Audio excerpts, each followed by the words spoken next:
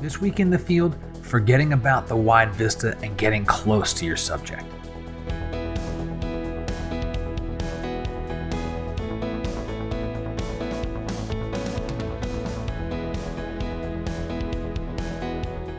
Hey everybody, I'm Scott Davenport. Welcome to In the Field. And today we're talking about getting close to a subject and forgetting about the wide vista. Before I show you some of the footage where I did this recently, I want to get your photo questions. Please send them in to me. You can contact me through my website. Questions on the video and the comments below are fine. However you'd like to ask, it would be great to have this be a two-way conversation and we can all become better together. I think questions are really the way that we improve our craft. So, where did this all come from, this idea? Well, I did a shoot out at Torrey Pines Beach, a place I go from time to time, usually several times a year easily. And often I'm looking for the lines on the ocean or an interesting sky. And if you didn't catch In the Field from a few weeks ago, there's an example of one of those outings there. Well, after I'd finished up that shoot, I was, kind of packing up and getting ready to go. And then I decided, well, what else is here at the beach? What about getting closer to some of the subjects, these interesting stones that are all, peppered and scattered along the beach? And so that's what I did. I grabbed my widest aperture-wise, my most open aperture lens. I have an f1.8 50 millimeter. And just put that on a small camera and just started walking around looking at things. Let me show you a little bit of footage from this shoot. I have some audio issues here. I'm not sure what happened. I've cleaned it up as best as I can. So just for this moment, bear with me for the audio a little bit. Then I'll come right back. Torrey Pines Beach, I am focusing my attention to the ground. Pebbles, sweeps, hard sand, regular sand. And I'm going to be getting up close, personal, get some sense of these rocks, and really, I guess you'd call them maybe seascape abstracts or intimate landscapes. I'm not going to worry about the ocean and the skies, the colors washed out. This set of three rocks intrigues me a lot. I like that there's these interesting sweeps of lines. It almost looks like it's alive. It's like tendrils coming out of these. There's a nice grouping. It's very natural looking. I don't have any footprints going through the scene. I'm going to get up really tight on this with a very, very open aperture.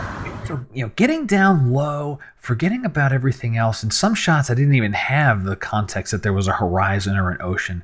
It just became all about these interesting rocks and the shapes that they had, or the textures or striping and things that they had, as well as some of the cuts through the sand, where the sand along the Southern California beaches have a fair amount of tar in them. There's oil rigs and so forth, and a little farther north from where I live, but they're offshore, and there's that kind of stuff ends up in the sand because it's in the bedrock and the materials there. So one thing I wanted to show you here is this one sequence where let me grab my camera here. So if you can imagine, here's a rock down the beach, and I started really low, almost at eye level, if rocks had eyes, and then started to bring the camera up and around, and then ultimately shot straight down on it. So I wanted to get an idea, what were the different perspectives, and why was one more interesting than another? So here's that sequence. So here's the first one where I am, down low, really at the same level as the rock. And as I go through the photos, you'll see I started to move up a little bit more, and then slowly, finally rotated around to be, shooting straight down at the rocks. And this is, while interesting, I found it a lot less interesting than the ones that were kind of at, somewhere around here or here, these angles. I could have done a little better job on the framing there.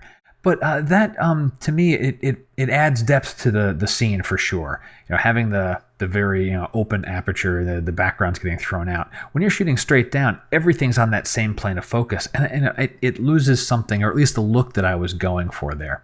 So that was just another little experiment I did out in the field. I thought it'd be interesting to share with you. So tip of the week, two things. The first is f1.8 is a really narrow plane of focus. If I had a set of rocks that, were just separated in distance by a couple of inches, you could notice the softness in whichever one I wasn't focusing on. So, this is certainly, if you're doing macro photography, this is old hat to you, right? This would be a thing where you would use focus stacking to get that kind of depth.